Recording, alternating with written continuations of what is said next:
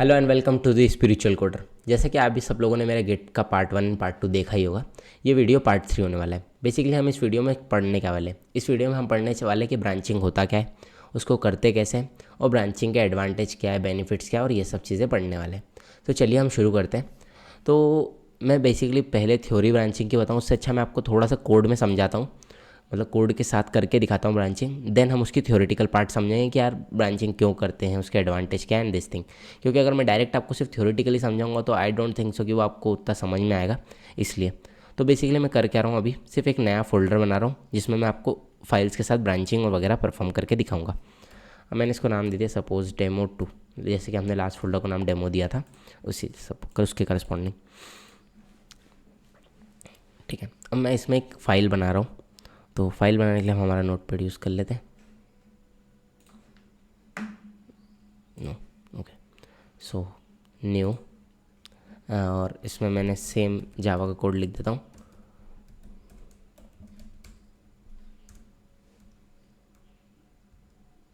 Okay, public static void main string RG at कुछ भी GS। Okay, so basically मैं कर ये रहा हूँ कि इसमें मैं एक system dot out dot print add करूँगा। System dot out dot print, मतलब ये एक मैंने प्रोग्राम बनाया नॉर्मल सा जो सिर्फ गिटहब प्रिंट कर रहा है, जैसे कि हमने लास्ट आई थिंक लेक्चर में भी यही करा था। और मैंने इसको सेव कर दिया हमारे डेमो 2 वाले फोल्डर में, डेस्कटॉप पे जो रखा है डेस्कटॉप डेमो 2। इसमें इसको नाम दे दिया मैंने डेमो डॉट जावा। ओके, सो अब ये फाइल हमने सेव कर दी। अब हम चलते हैं हमारे फोल्डर पे वापस।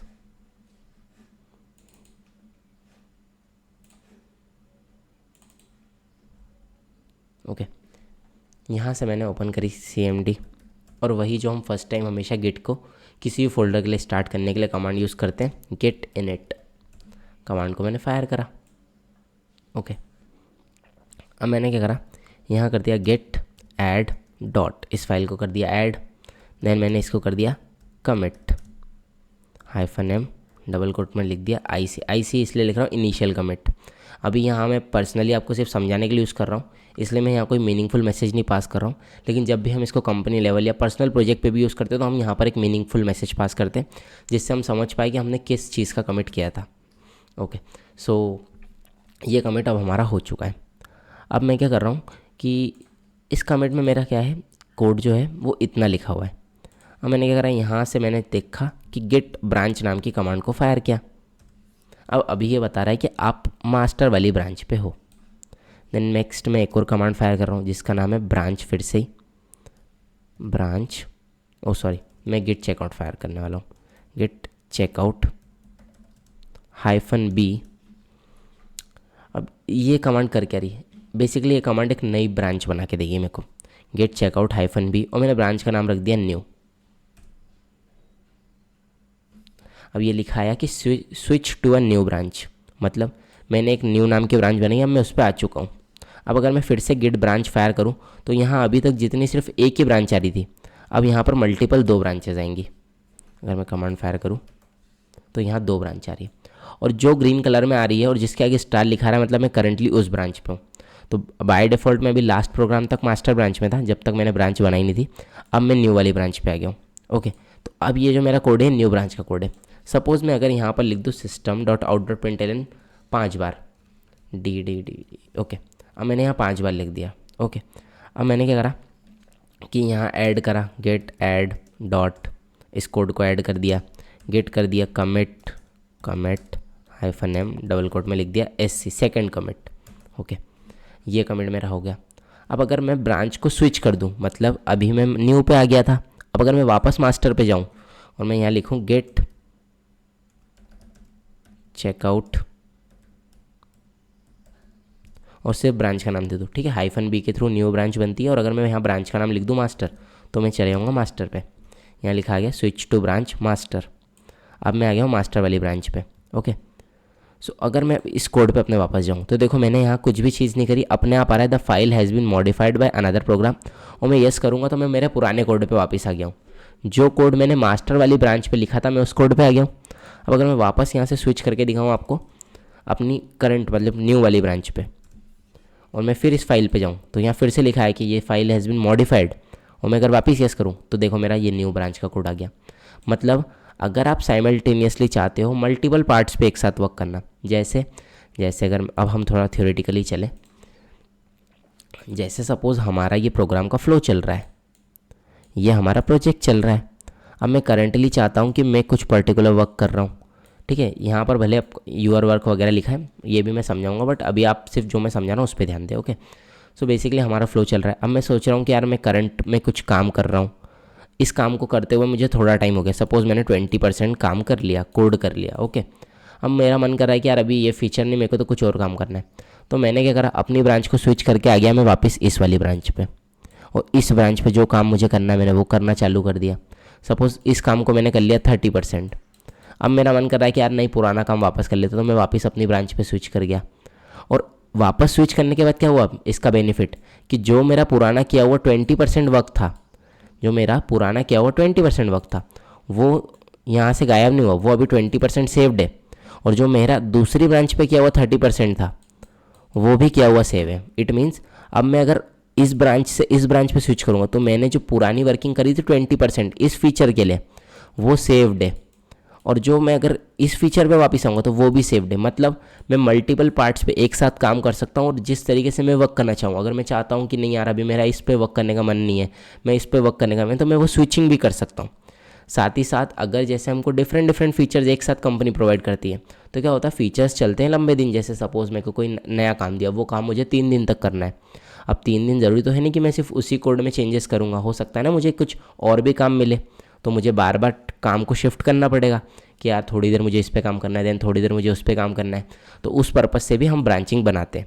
अब जैसे सपोज़ ये मेरा नॉर्मल फ्लो चल रहा था, अब मुझे कंपनी ने एक नया टास्क दिया कि मुझे कोई बग को फिक्स करना है, तो मैंने यहाँ से बना दी एक नई ब्रांच और यहाँ लगा दिया अपना बग फिक्स का टास्क, ओके। अब मैं इस पे भी वर्क कर सकता हूँ, और जो मेरा बाय डिफ़ॉल्ट रेगुलर वर्क चलता है वो तो मैं कर ही रहा हूँ।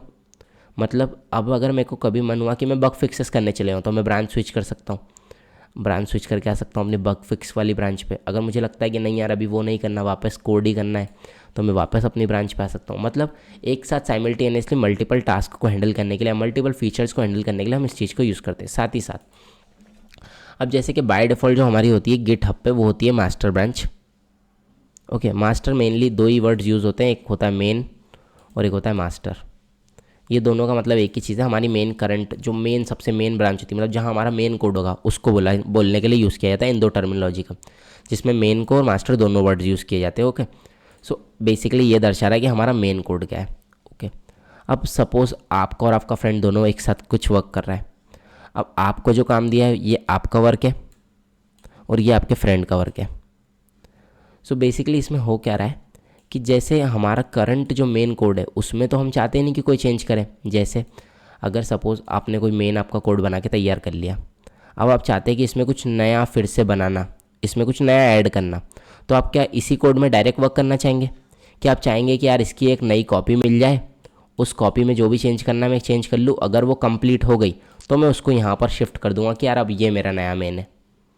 उस पर्पज़ से भी हम इसको यूज़ करते हैं। मतलब जैसे कि अगर हम कोई प्रोजेक्ट पे काम कर रहे हैं, अब हमारा ये कोड है मास्टर का, हम क्या करते हैं मास्टर के कोड में कभी कोई चेंज नहीं करते।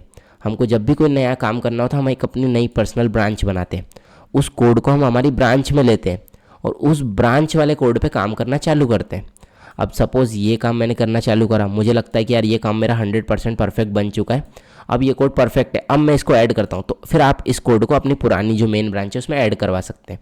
अब ये सीनियर लेवल की वर्किंग है कि आप मास्टर पे ऐड करवा रहे तो उनके ऊपर पीआर जाएगी वगैरह, वो सब चीज़ें हम जब पीआर रेस करना वगैरह सीखेंगे तब समझेंगे।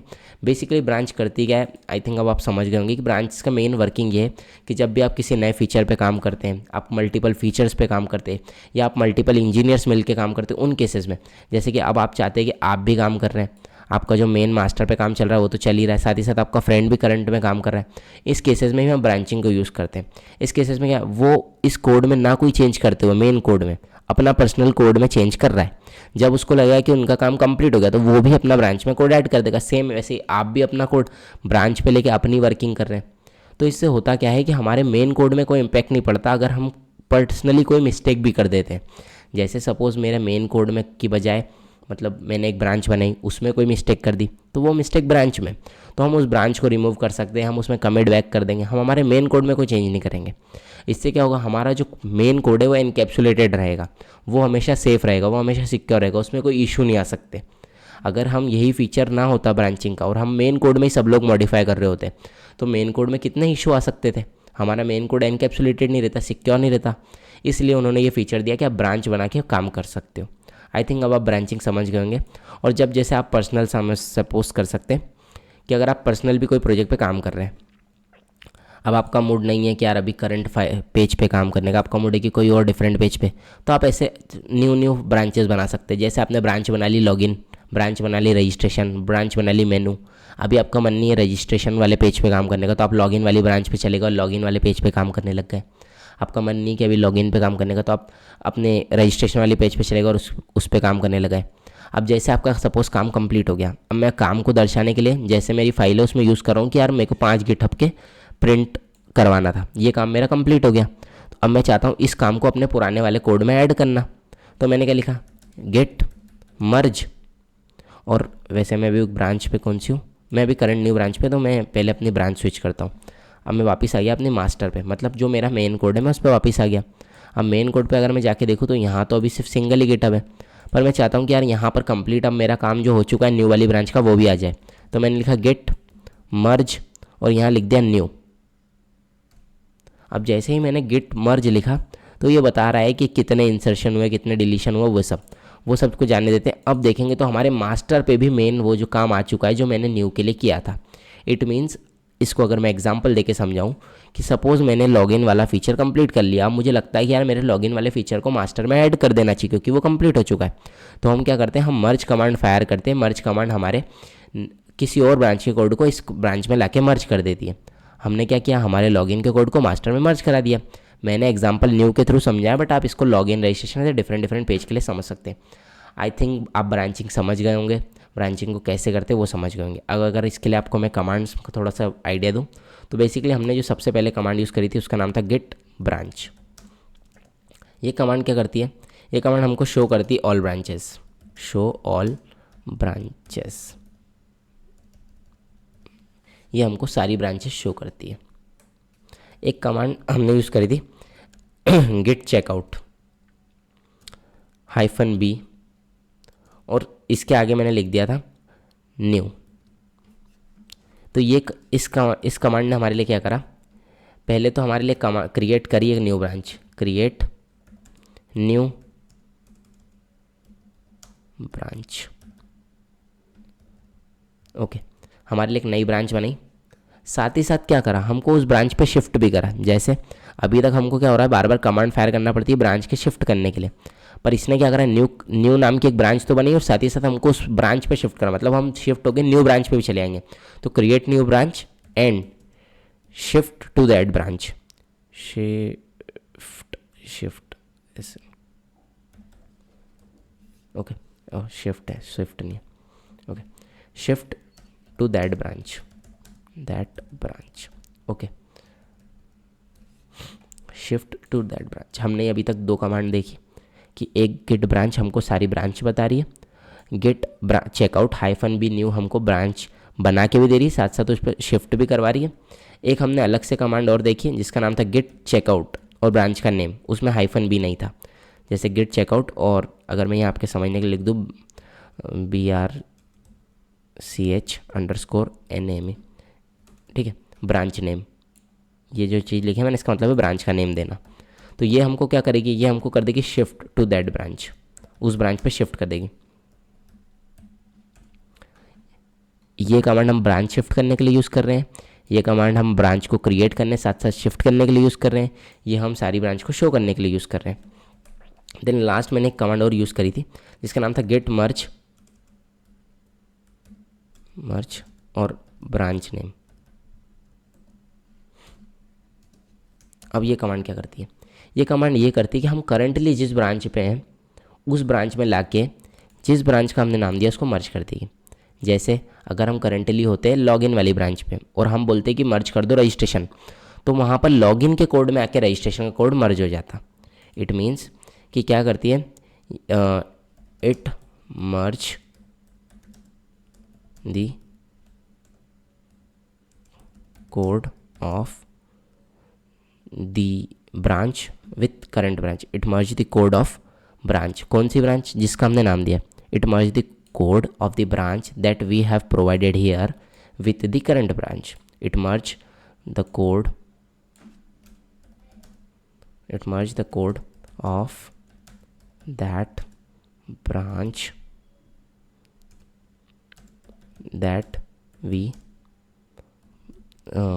provide or pass in the command, provide in command with current branch। current branch मतलब अभी आप करंटली जिस ब्रांच में होगे उस पे मर्ज कर देगा ये।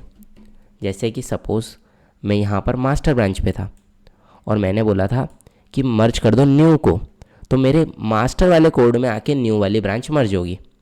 वैसे ही अगर सपोज़ मैं लॉगिन वाले पेज पे और मैं बोलूँगा मर्ज कर दो रजिस्ट्रेशन को, तो यहाँ पर मास्टर में मर्ज नहीं होगा, लॉगिन वाली ब्रांच में आके रजिस्ट्रेशन का कोड मर्ज हो जाएगा।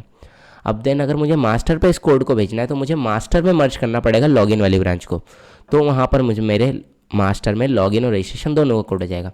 तो आई थिंक आप ये चारों कमांड जो आज हमने यूज़ करी वो समझ गए होंगे। तो चलिए अब इस वीडियो को यहीं एंड करते हैं।